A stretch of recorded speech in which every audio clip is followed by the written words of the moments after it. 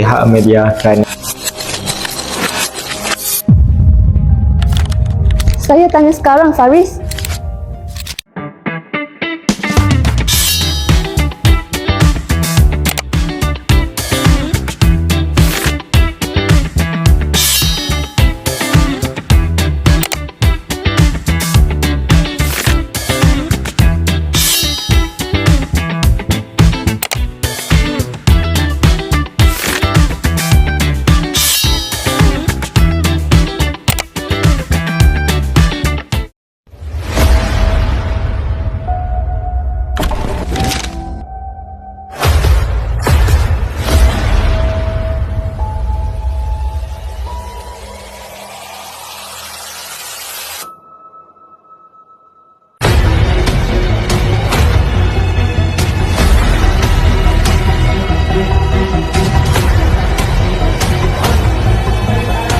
Nama saja ahli politik tapi sembunyi belakang bayang.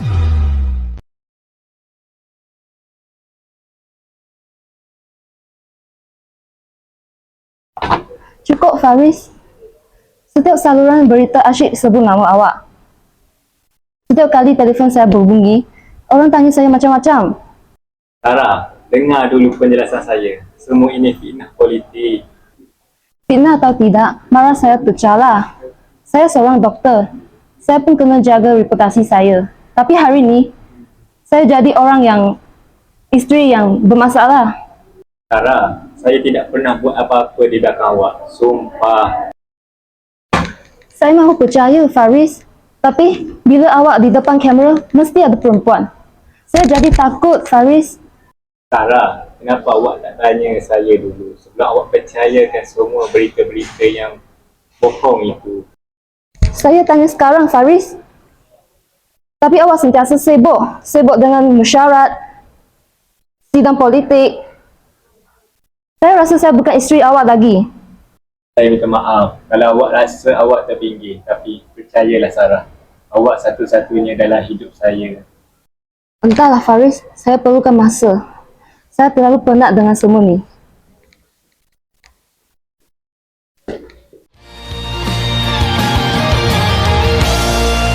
Semestinya nanti engkau kembalikan sentuhan lembutmu lagi.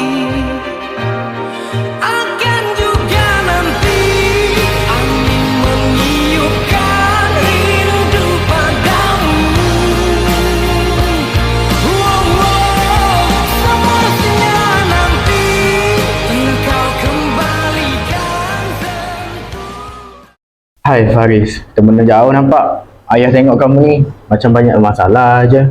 Kita pada ayah. Ya, ayah. Fitnah politik ini sudah hampir meruntuhkan rumah tangga saya, ayah. Hai Faris, isteri kamu tu marah bukan pasal gosip tu saja Faris. Tapi dia rasa tidak dilindungi.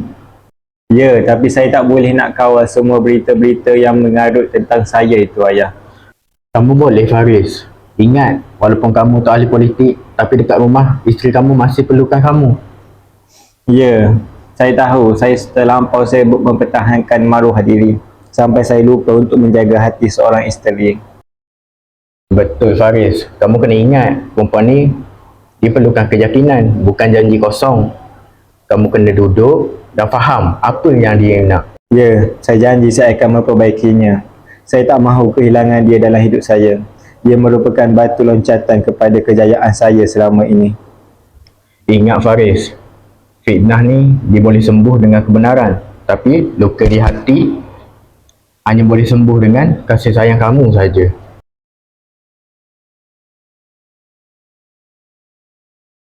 engkau kembalikan sentuhan lembutmu lagi. Akan juga nanti. Tuan, keadaan semakin panas. Penuh spekulasi yang semakin mengaruh tentang Tuan di media sekarang. Hai, sebenarnya saya tak nak Sarah terus tertekan dengan perkara ini. Cadangan saya, Tuan buat sidang media secara terbuka. Jelaskan fakta, keluarkan semua kebenaran yang ada. Kalau dah makin deru jadinya.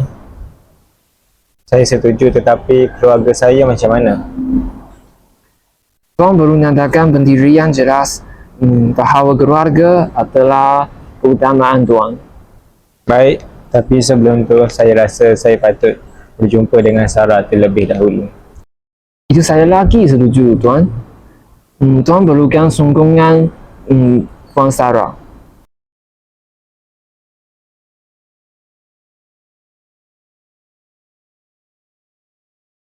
Kau kembalikan sentuhan lembutmu lagi. Akan juga nanti. Sarah, boleh tak kita berbincang? Itu kan?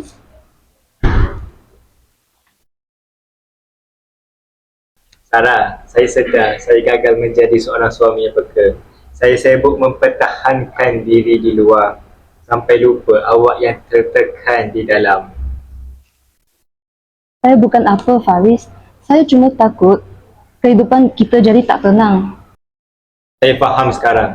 Esok saya akan buat sidang media, bersihkan nama saya. Lepas itu saya akan kurangkan pendedahan saya terhadap dalam media sosial. Betul ni.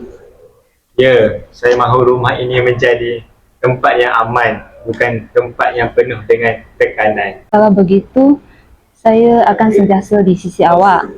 Tapi awak kena janji saya satu perkara. Awak kena terbuka untuk saya. Baik, saya janji Sarah.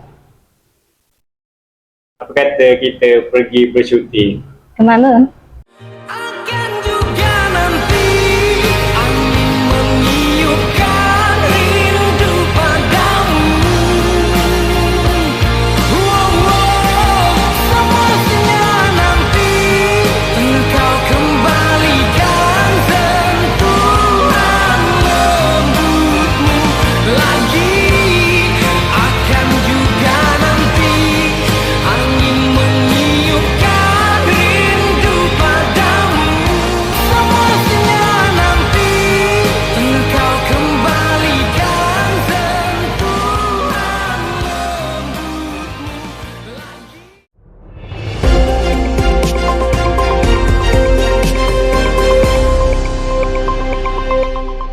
lagi. Assalamualaikum dan salam sejahtera. Terima kasih kepada pihak media kerana hadir pada hari ini. Sejak beberapa hari yang lalu, nama saya dikaitkan dengan dakwaan dan fitnah yang tidak berasas. Tuduhan ini bukan sahaja mencemarkan imej saya sebagai ahli politik, tetapi turut melibatkan keluarga saya, terutamanya isteri saya.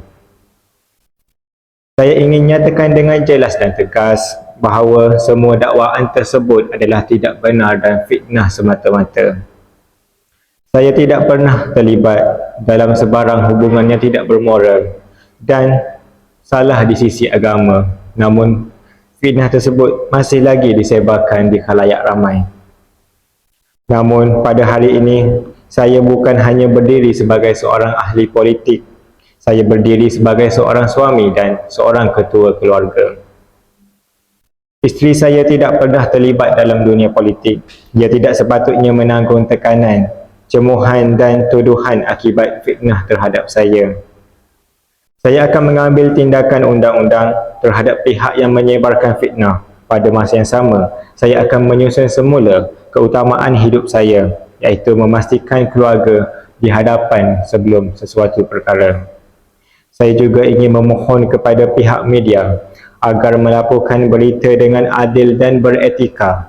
Kebenaran mungkin mengambil masa, tetapi saya percaya kebenaran akhirnya akan menang. Itu sahaja daripada saya. Terima kasih kepada semua yang hadir pada hari ini. Akan juga nanti angin meniupkan rindu padamu. Faris, ayah dengar kamu dah buat keputusan yang besar semalam. Ya, ayah, saya pilih keluarga sebelum segalanya. Politik boleh tunggu, tetapi keluarga tak boleh diganti. Itulah ketua yang sebenar, Faris. Bukan hanya hebat di pentas, tapi menjalankan tanggungjawabnya sebagai seorang suami, sebagai ketua keluarga. Ya, betul tu. Dulu, Faris ingat kuasa dan imej adalah segalanya. Tapi sekarang, Tanggungjawab sebagai seorang suami yang adil adalah perkara utama. Kamu kena ingat satu perkara lagi, Faris. Orang mungkin boleh maafkan kesilapan kamu dalam dunia politik, tapi hati isteri yang terluka, isteri kamu yang kena. Saya faham ayah. Sekarang saya minta tolong ayah untuk doakan saya agar kekal istiqomah. Ayah bukan doakan kamu saja, Faris, tapi ayah bangga dengan kamu. Terima kasih ayah. Nasihat ayah saya akan bawa sampai mati. Dah, jom kita pergi solat. Jom.